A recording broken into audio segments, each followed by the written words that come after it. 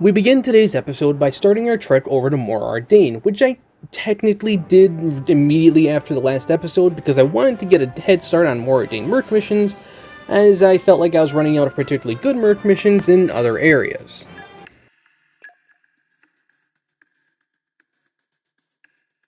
Damn, it's crazy.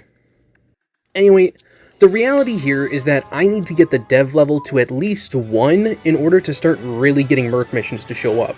So I head along the main path here, vibing out to roaming the waste, as one should, and we make it up the elevators that take us up to Albakanovich. We talk to this unusual Napan who's acting a bit funky, and then move ever so slightly into the capital, where Tora is gawking at the industrialismness of the big city, saying that he wants parts for Poppy. All of a sudden, a random Napan old Napan named, I've already screwed up script in this, named Mui Mui shows up claiming to know Tora. Tora doesn't recognize him at first, but after explaining that he was an assistant of Susu, Tora's grandfather, Tora remembers who Mui Mui is. He notices Poppy and realizes that Tora managed to create an artificial blade. Tora asks about his father, but Mui Mui claims to have been on an errand when the lab was attacked, so he doesn't know anything. Mui Mui says that he'll try to get us a discount to the inn since we just arrived, so we take him up on that offer.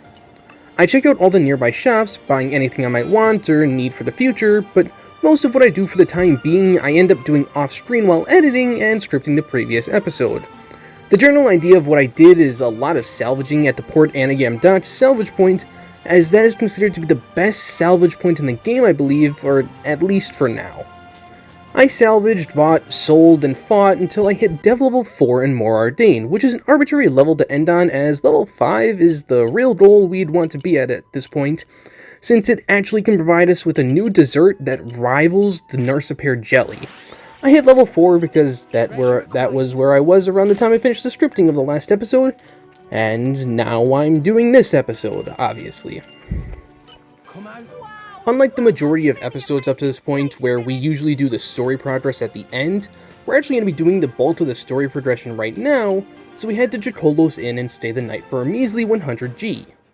The inn features a hot springs as well, so of course we have ourselves a brief moment of Nia, Poppy, and potentially unexpectedly Mithra taking a bath. I won't bother showing the full interaction, there's plenty of fan art on the internet, but it does seem like Nia is hiding some kind of secret that Mithra and Poppy know now, but that she doesn't want the others to know, which is primarily just Rex. And I guess it is literally just Rex and Tora now that I think about it. There are a lot of women in this game, huh? Anyway, I guess, well, Dromart already knows. Anyway, wonder what it is. It doesn't take long after this for chaos to start happening in the capital, as it tends to follow us, so everyone exits the inn to investigate. Mithra tells Rex that he needs to get used to using her power, as it's stronger than Pyra's. What does this mean? Well, obviously it means Rex now is using Mithra instead of Pyra, but it means Rex is also nerfed and buffed at the same time. Mithra is a better blade than Pyra, despite what the tier list says about them being right next to each other. However, in this case, for the rest of Chapter 4, Pyra is completely inaccessible to us, and that includes her 50 agility from the Amethyst chip, which is very unfortunate, because Mithra's greatest assets are her crit rate and evasion capabilities. Arguably her best skill is Foresight, which gives the entire party an increased evasion rate at max affinity. This skill will be absurdly helpful in the future, especially once we get it upgraded. But for right now, it's admittedly going to be kind of meh, as nobody has particularly good agility or evasion capabilities, and Katana Nia probably won't cut it. Against these little soldiers, though, it's fine enough. Lightspeed Flurry is also a very good skill, but we'll want it at least level 2 or 3 for it to really shine. I'll be able to show off more of what Mithra is capable of in the next episode, probably, but for this episode, I'll use her for the story stuff as best I can, and then once we get to the unique monsters, which every episode is going to have unique monsters at this point, we can show off some more questionable plans. We run around the capital briefly when we get shown a dark silhouette beating up some soldiers. We catch up to the figure to reveal a seemingly mechanical woman clad in a maid outfit. Tora recognizes her as Lila, but with no explanation, she runs off and we make chase. We catch up, and she runs again. So we chase again. We're at the point in the game where the basic enemies are able to pose a significant challenge to us thanks to range strikes and just the Bringer of Chaos difficulty in general. I'm probably a little underpowered too, just in how I'm building my characters, but listen, I have nearly 900 hours in the game. I've got to make it interesting somehow. Aside from, just slapping Korra on my team and calling it a day. Fighting more than a couple enemies at once without the proper setup can easily cause us to get overwhelmed, and it's probably around the point where Bringer of Chaos feels the most unfair. I'll manage though, and I don't think it'll last forever. We catch up to Lila once again, but she runs off again to the ground floor of the Capitol. We make chase, and Tora finally informs us that Lila is an artificial blade that Tora's father and grandfather were working on. Poppy recognizes a nearby ether furnace reading, and Lila is right nearby, who notices Poppy's ether furnace and proceeds to attack the group. As we're starting this fight, I want to mention that a lot of people, and I mean a lot of people, consider Chapter 4 to be the absolute low point of the game, and honestly, I kind of get it. There's a lot of running around without any real story combativeness, and a lot of the locations are a maze. Like Albakanovich, there's not much here, it's not really that big of a maze, but even this place has its ups and downs with all the verticalities, running on the rooftops, whatever. That can be a little confusing when you're doing it for the first time. I'm pretty sure I got lost here. You might not necessarily know how to get around the steam valves, whatever. And I get why people don't like this chapter, but I don't understand why people are so upset about the Tora storyline. There are so many people that say that this is made even worse by Tora's father being Tora and his father being the main focus. I don't understand that. I get not liking Tora, but it's not a bad story. It makes sense, and it reveals another big villain that admittedly ends up being kind of a joke villain, but also it's still kind of a threat, but it's not a big threat because we're on the case anyway, to the actual fight. This fight is not to be taken lightly, as Lila is a more defensive blade with a lot of different arts that can hurt pretty well if they want to. First is Rocket Kick, which can inflict knockback if it hits. Bitey Bomb has slight AoE, and Dynamite Punch is a weirdly fast blowdown art that for some reason will never target Nia, and also inflicts Affinity Down, an entirely new debuff that I would argue is one of the most brutal on Bringer of Chaos. Because they do the attack so often, you just keep losing Affinity, and we'll see, it'll be way worse in Chapter 5 and beyond, trust me. Lila also has access to a sort of counter-attack, Counter Punch, which I believe will target anyone who she isn't currently aggroed to, and it also inflicts knockback. A lot of those reaction interruptions in this fight, so it can get annoying if it keeps happening at the worst possible time, like when, say, trying to heal, or maybe use Anchor Shot to topple, or etc. It can be seen as an RNG type of fight, I admit. It's kind of annoying. Not that bad on normal, but I know a lot of people have lost to this fight before. It is tough. Her attacks hurt, but it's nothing we haven't really seen before. However, once we get to her to about 75%, she uses Ether Barrier, which gives her complete invincibility for a brief period, and resets all the aggro currently on her, which means that after the art, it'll be easier for her to potentially target down our more fragile compatriots. Soon after, she uses Missile Circus, which is a 16-hit art that does random amounts of damage to the entire party. Could be dangerous if you get unlucky, but it's better than a 16-hit single-target attack that obliterates someone. Aside from Ether Barrier, she kind of just spams arts a bunch after this until around 45% of her health left, at which point she decides Wretch has lived for too long and absolutely destroys him with a Dynamite Punch. Thankfully, we have plenty of party gauge at this point, because she has a ton of health and defenses, and we've had plenty of time in this fight. And she doesn't have an enraged state, it seems, so Wretch gets revived while Lila uses Ether Barrier, and it's like nothing ever happened for now. At this point in time, she started to add Ether Barrier to her art spamming, which makes it even harder to manage aggro, so Wretch soon after dies again to another Dynamite Punch, though again, we have the party gauge to revive without any real problems. For the rest of the fight, Wretch repeatedly gets very close to death several times, but thankfully he never actually dies. Just somehow. We eventually come out on top, but it was far from an easy fight. It also took around 9 minutes, which isn't necessarily a long time for a fight on Bringer of Chaos, but for a single enemy, it probably took longer than it needed to. I believe Lila counts as a machine enemy, so if you have Machine Hunter, anything that's good against machines, I would recommend that. Maybe Humanoid Hunter works, but I kinda doubt it. I don't know. You'd probably have to ask an actual expert, but I don't really think anybody knows. There's so much about this game I'm convinced nobody will ever know about. Probability of success falling. Lila notices she's in danger, so she retreats out of the capital using her rocket boots. We have to take the long way around to give chase, but we can just ignore all the enemies and run for the upper exit of town. Unfortunately, it seems we're too late regardless, as the Ether Furnace reading is lost and there's no way to find out which way she went. We get a bit more backstory on Taurus' family, though it's little more than we already knew. None of them had the aptitude needed to become a driver, so they wanted to build an artificial blade. However, a masked Nopon who we've definitely never met before and a bunch of Turkins attacked the lab, shooting Tora's grandfather Susu. Tadazo told Tora to run away with the Ether Furnace and blueprints, and we know the rest. Tora deduces that Tadazo was kidnapped and forced to finish Lila, but before we can dwell on that thought for too long, some Imperial soldiers run up to us with Morag and Brigid. The soldiers accuse Poppy of beating up their squad, and sure, we may have been forced into fights with a few soldiers along the way and we took them down, but they're very clearly mistaking a child robot for well-endowed Kudere, and all I'm saying is, I think they should get better helmets, because they very clearly can't use their eyes properly. Emerald is green, like this! We try to correct them, but Morag being Morag doesn't listen to us, so it's time for yet another fight against the Flamebringer herself. And her goonies, I guess. We take down the two insignificant and unnamed individuals that Morag brought along for this fight, and get into the actual bulk of the fight against the Lady of the Night herself.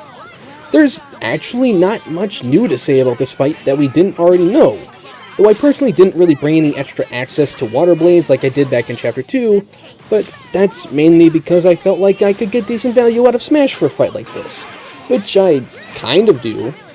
Her single target damage is nothing to really sneeze at, but I also don't think it's really too bad either. Despite not being set up for ultra amounts of healing, I managed to keep Tora going for the whole fight.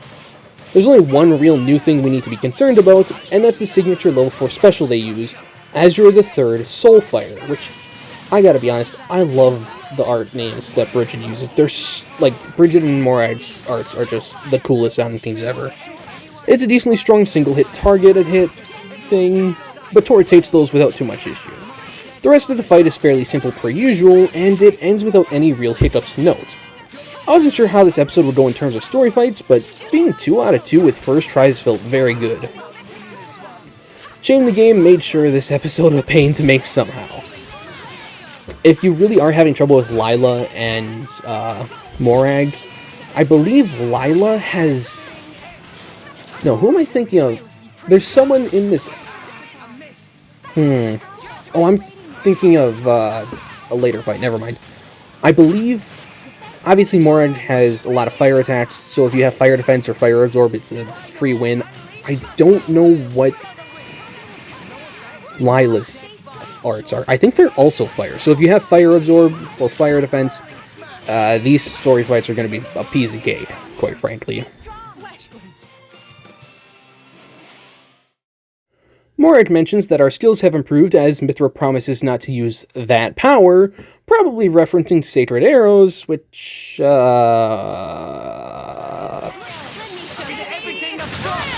Concentrate, Rex! Sacred arrow! Morag questions about the appearance of the Aegis, but Rex says he won't say anything unless she puts the weapons away, which she does not agree to. Morag and Brigid go for a big attack, but Rex dodges it with ease thanks to foresight, and Pyra pops out so they can attack with Burning Sword.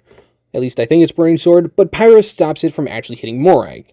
She's a bit upset that we held back on her, but before the fight can potentially continue, the random unsuspecting Nopon we talked to at the start of the episode interrupts, who informs Morag that we are indeed not the ones who attacked her soldiers.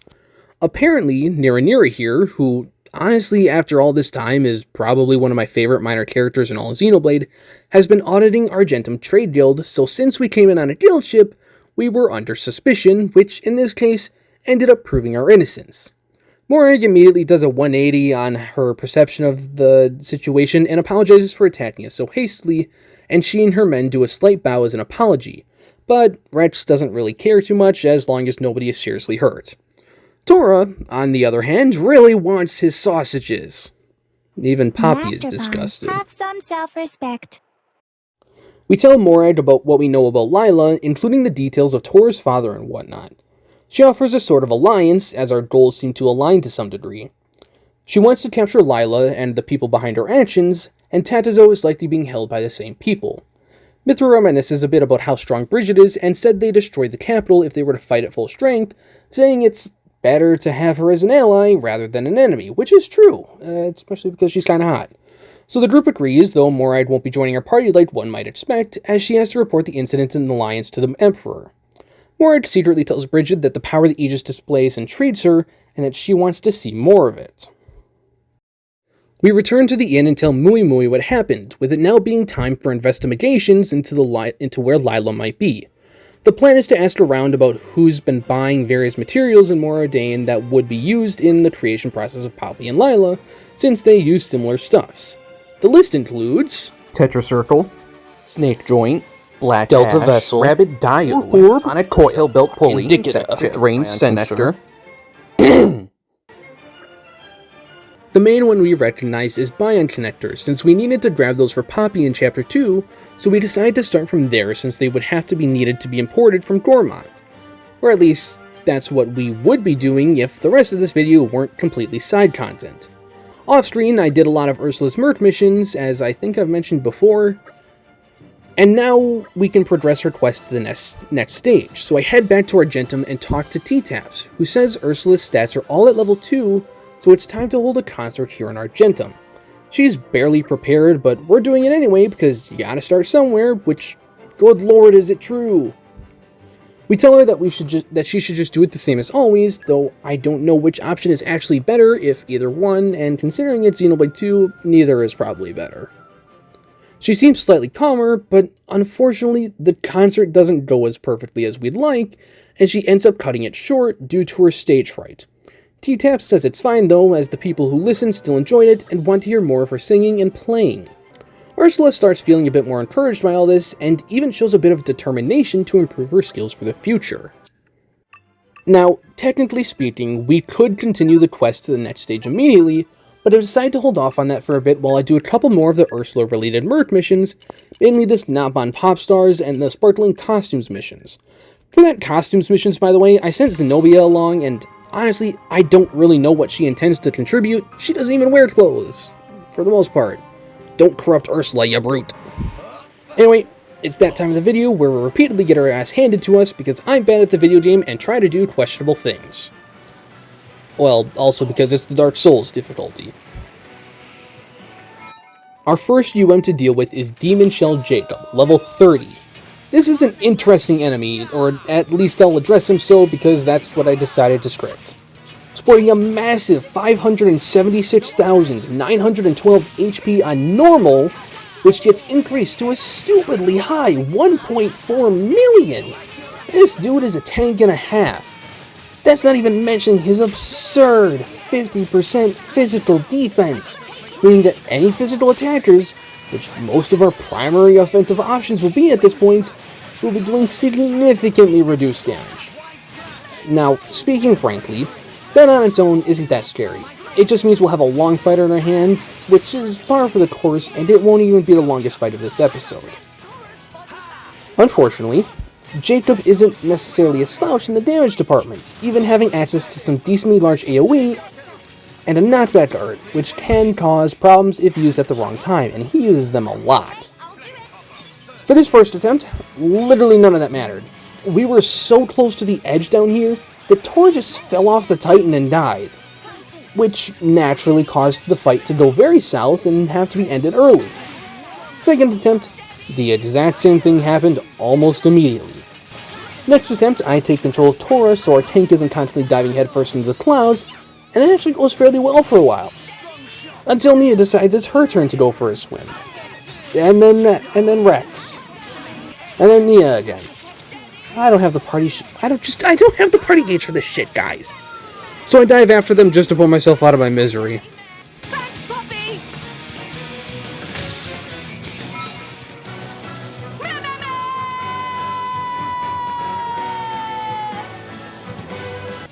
Next attempt, I bring out Katana Rex, thinking that maybe that'll go a bit better, and for the first time in what was like an hour of playing the game for me, I actually died to a real attack! This is where losing Pyra's agility boost is really hurting, as with it we'd be able to avoid so many more attacks. Technically speaking, there are other core shifts we could get at this point in time to give, say, Katanas an extra 50 agility, but I didn't really feel like grinding for them, as I figured I should be able to do this without them, and without looking it up, I didn't really know if I would actually even be able to get that kind of thing already. I eventually end up with this attempt, which I was feeling pretty good about. I just needed to break the orbs. Ready or go Lottie. Get over here. Let's do this. Tora, Poppy, oh, Tora, right on time. Puppy spinning slash. This is what I get for thinking I had a chance. After this, I sort of give up on Jacob for the time being and instead focus my attention to level 31 Tattooed Hugo, who is normally not easily accessible until the end of Chapter 4. However, thanks to the Range Boost 5 we got near Fonsa Maima all that time ago, we can just barely snipe him with an ether cannon. This was another case of not being entirely sure what the biggest difficulties would be, but as it turns out, Hugo here is just a more obnoxious version of sniping Brent. Hooray! Sporting a massive, not as much health as Jacob, but still more than any other Preordained Hugo is going to be a challenge in his own right. I'd argue he's even worse than Jacob to some extent, kind of. We've already seen all of the arts he has for thanks to other bird brain enemies, but the main thing to note here is that he uses Hotshot an absurd number of times. There are also a lot of normal enemies around where you'll be fighting him, and because of how much he moves around, there's a very low chance they won't join in if you haven't taken them out ahead of time. Now, throughout all my attempts of Hugo, of which there were many, I decided on a very specific, but probably not very good strategy, that I wanted to do because it was putting newly acquired knowledge to good use. See, prior to this playthrough, I was always under the assumption that the Orb Master skill only applied to the blade who had the skill, and as such, I always figured it was only good for speed kills with short chain attacks. As it turns out, this was unbelievably wrong. The way Orb Master actually works is that as long as the blade with the skill is out, any blade combo stage has the ability to throw up an element orb, regardless of which blade used the special, as long as the Orb Master is currently on the field, which I already said. What this means for me, and my strategies going forward in this episode, is that occasionally I may attempt to do 6+ orb chain attacks, and my initial plan with Hugo was to do that as well.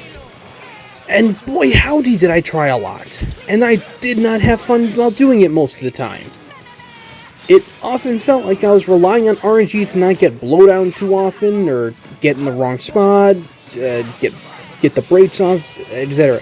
It's an extremely involved process, and with my current setup of blades and drivers, it was really not worth the trouble. And the worst part? I don't even get the proper payoff! I've mentioned this before, but I often do some of these harder fights off screen, and then continue the fight whenever a run really gets going.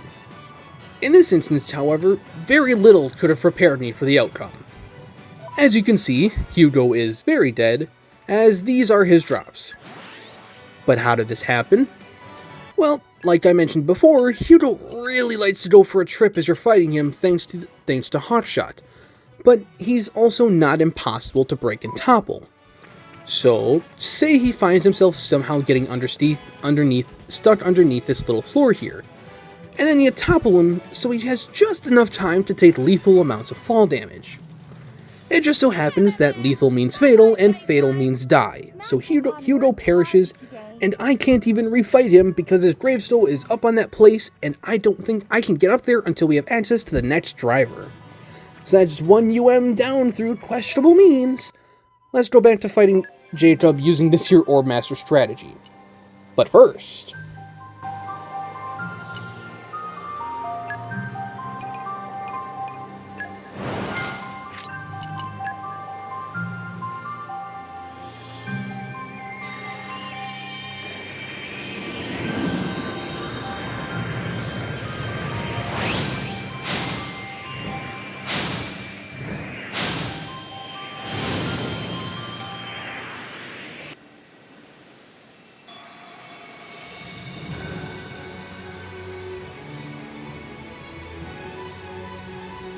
I'm Adenine. I aim to fulfill my intellectual needs through mediums other than books.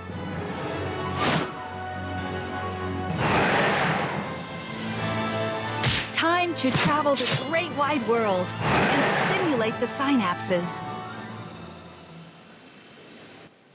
Adenine is a very offensive support blade, being more about increasing the damage blades deal rather than keeping people alive. Unfortunately, on Bringer of Chaos, especially at this point, just surviving can require most of our attention, so we don't often have the luxury of using an offensive support option. That said, I do think once we move on past Chapter 4, we'll see an influx of new strategies and ideas since we won't be held back quite as hard by the one-tricking Toro. You just leave it to me. I hate dunking on the guy like this, but Monolith really made him underpowered compared to everyone else since his customizability is practically non-existent for the first 8 chapters of the game. And when you do get to the 8th chapter, all of a sudden he becomes the best character. The main skills to note with Adenine are Battle Wisdom and Treasure Wisdom, which increases the damage dealt when targeting elemental weaknesses and increases the item drop rate when smashing or beating an enemy respectfully. Something to note about Treasure Wisdom and its Common Blade equivalent Treasure Sensor is that they don't actually have to be immediately on the field for them to have an effect, meaning you can get a ridiculously high item drop rate going later in the game. This won't be super relevant information right now, but later in the video. Before I actually beat Jacob, or even really had a decent attempt at the fight, I decided to continue the Ursula Blade quest into the final stretch, which is admittedly a very long stretch. We go back to see T-Taps, who informs us that he's managed to get Ursula a gig in the Mimona Playhouse, which is a relatively big upgrade from Argentum's little stage. She's extremely nervous though, as one might expect, so we get her some champ churros from out front for her and Barry to enjoy since that might help calm her down.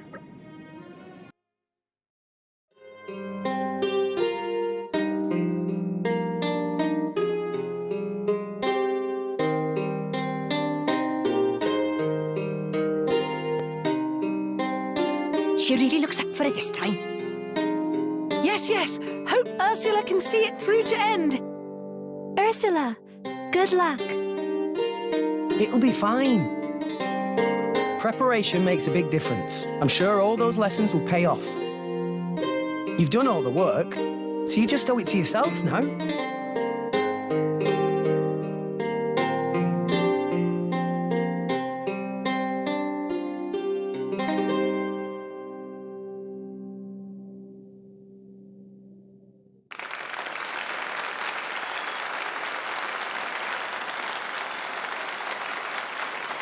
I'm excited. A successful concert to be certain, and it leads to the final stretch of the quest. T-Taps has lofty goals for Ursula, as he wants her to be the first person to ever hold a concert in Albakanovich, capital of Morardane. There's a lot of work to be done though, as we need around 5,000 fans in order to even be able to fill that kind of venue and make it happen. How many do we have right now? 714. And there's a lot of work to be done for certain. I probably won't be finishing this quest until later in Chapter 5, as by that point we can access all of the related Merc missions, and once we finish the quest, the extra Merc missions will be unfinishable, if we haven't done them already. It's fine, there's no real rush. There's one more quick detour we take though, as I start up the next Merc group quest, and the TLDR of which is that some of the veteran fighters in the group aren't completely sure about us being the new leader of the Carfont Merc, so they want us to directly test our mettle.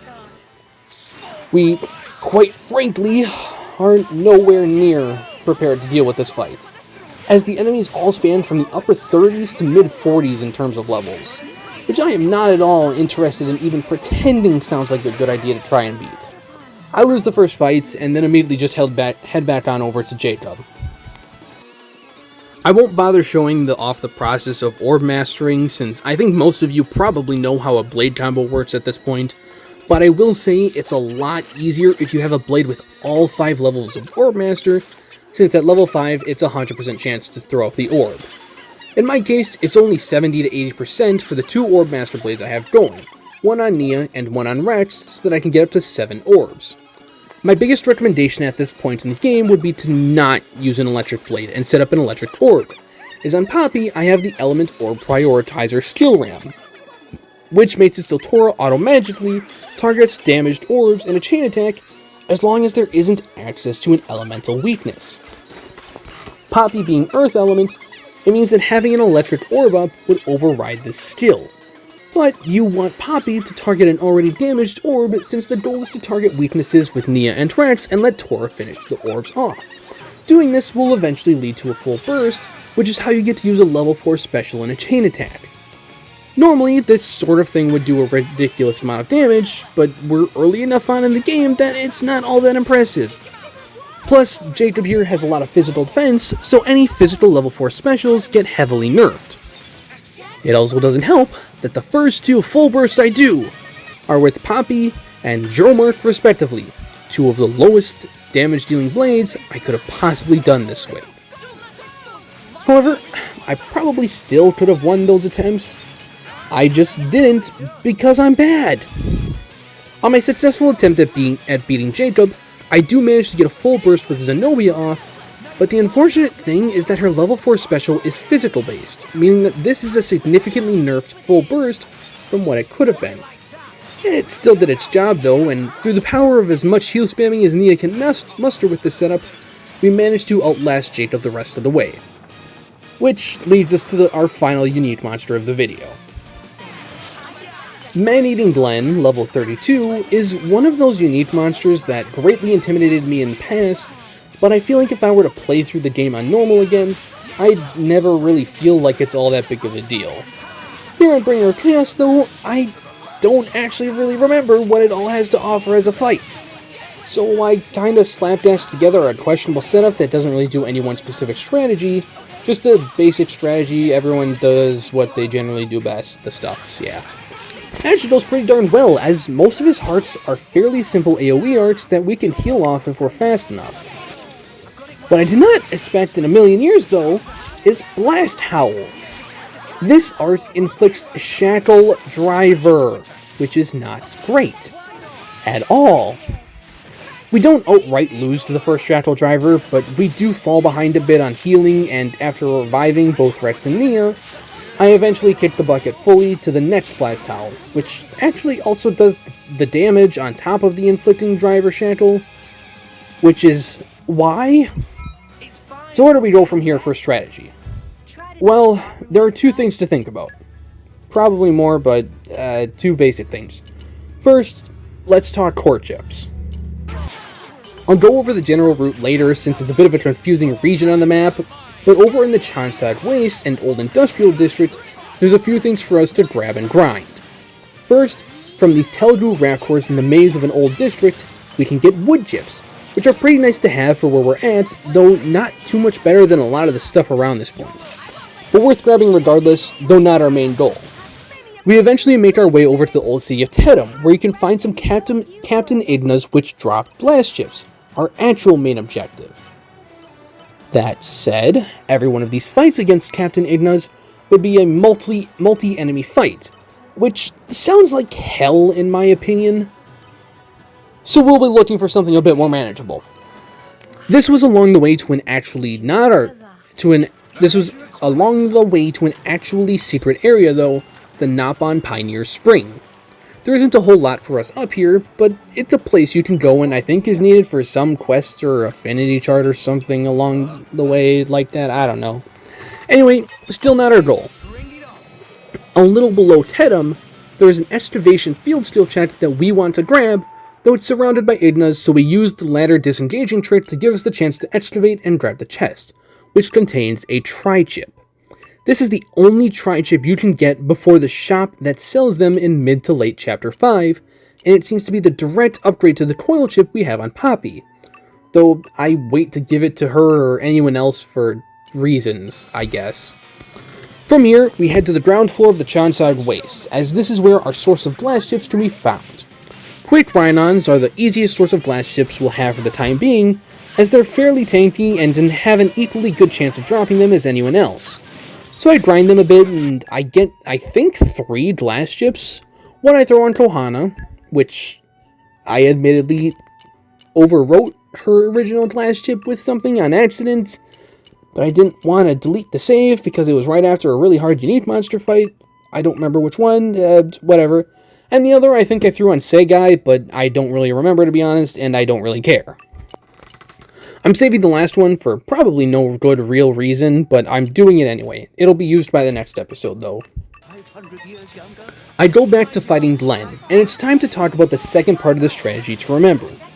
If we do a full blade combo that ends in the earth element, which would be easiest done with Poppy, we can seal Driver Shackle completely, which makes it so we don't need to equip any Driver Shackle resistance accessories, though I should mention that we do have easy access to 100% resistance accessories at this point for Driver Shackle, so it wouldn't be the worst thing to do if you don't have any good combo routes into Earth, which, yes you do. You do. First attempt is going alright until the Rage Strike, which I'm unfortunately just a little bit too late to save Tora and Nia from a sudden death at a Rage Strike Rolling Claw. And Rex himself doesn't have nearly enough agility to survive against this individual, something I promise to have remedied by the next episode. Try again, something similar happens. Try again off-screen, even living the Rage Strike doesn't help for long. At this point, I realize I really do need a new strategy. So I give Boreas the wood chip and decide to mainly use him for a bit of extra healing, as I have Adenine on Nia for both Treasure Wisdom and the Wind element, as my blade combo route of choice is Wind, Wind, Earth. This was a very good decision, as despite 3 separate Meson Griffoxes getting involved in the fight after Glenn has already enraged, we managed to come out on top, though I need to emphasize that this was a 20-minute fight. I'm half tempted to upload the fight on its own due to how ridiculous it was, but I'll have to think about that for later. Something I should also mention is that you're probably going to have the easiest time setting up an Earth element if you do Earth, Fire, Earth, as Earth and Fire is already the best damage over time option you have, and that's using that alongside Smash is generally the best option you have for a damage over time.